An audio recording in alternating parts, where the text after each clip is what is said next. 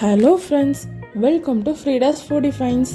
எல்லோரும் எப்படி இருக்கீங்க ஃப்ரெண்ட்ஸ்? நான் ரொம்ப சூப்பராக இருக்கேன். நீங்களும் நல்லா இருக்கீங்க நான் நம்புகிறேன். இன்றைக்கி நம்ம என்ன ரெசிபி பார்க்க போகிறோன்னா சீ ஃபுட் ஸ்பெஷல் கடம்பா தொக்கு எப்படி செய்கிறதுன்னு வாங்க பார்க்கலாம்.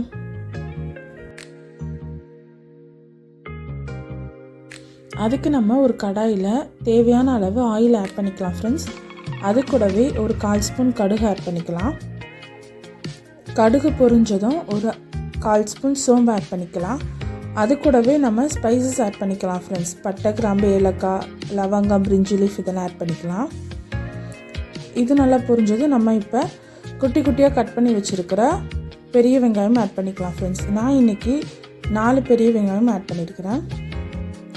வெங்காயம் சீக்கிரமாக வதங்குறதுக்கு 2 ஸ்பூன் கல்லுப்பு ஆட் பண்ணி நல்லா வதக்கி விட்டுக்கலாம் ஃப்ரெண்ட்ஸ். வெங்காயம் நல்லா கோல்டன் ப்ரௌன் ஆகிற வரைக்கும் நல்லா வதக்கி விட்டுக்கலாம்.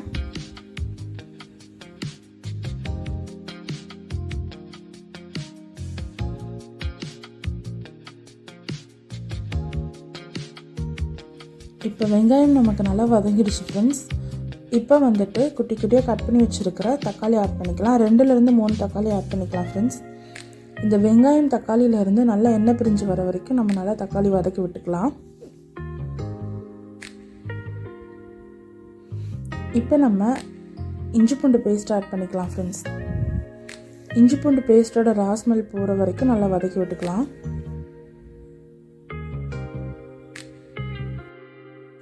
இப்போ நம்ம இந்த கடம்பா தொக்குக்கு தேவையான மசாலாஸ்லாம் ஆட் பண்ணிடலாம் ஃப்ரெண்ட்ஸ். ஒரு 1/4 ஸ்பூன் மஞ்சள் தூள், 2 ஸ்பூன் மல்லித்தூள், 2லேருந்து 3 ஸ்பூன் குழம்பு மிளகாய் தூள் நம்ம ஆட் பண்ணிக்கலாம் ஃப்ரெண்ட்ஸ்.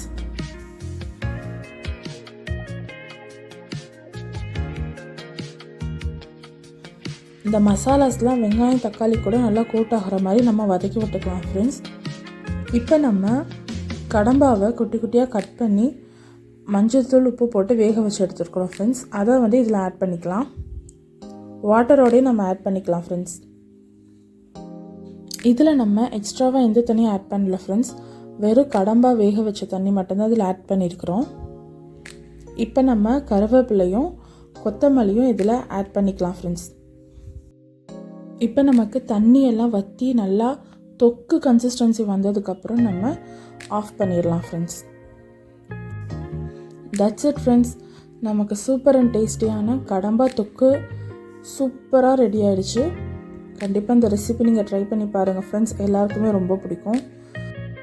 இந்த கடம்பா தொக்கு ரைஸுக்கு, சப்பாத்தி, தோசைக்கெல்லாம் ரொம்ப சூப்பராக இருக்கும் ஃப்ரெண்ட்ஸ். கண்டிப்பாக இதே மெத்தடில் நீங்கள் ட்ரை பண்ணி பார்த்துட்டு எப்படி வந்துச்சுன்னு எனக்கு கமெண்ட் பண்ணுங்கள் ஃப்ரெண்ட்ஸ். ஆக்சுவலி இதை நிறைய பேர் கனவா மீன் சொல்கிறாங்க. நாங்கள் இதை கடம்பா தான் ஃப்ரெண்ட்ஸ் சொல்லுவோம். ஸோ இதே மெத்தடில் நீங்கள் ட்ரை பண்ணிவிட்டு எப்படி வந்துச்சுன்னு கமெண்ட் பண்ணுங்கள்.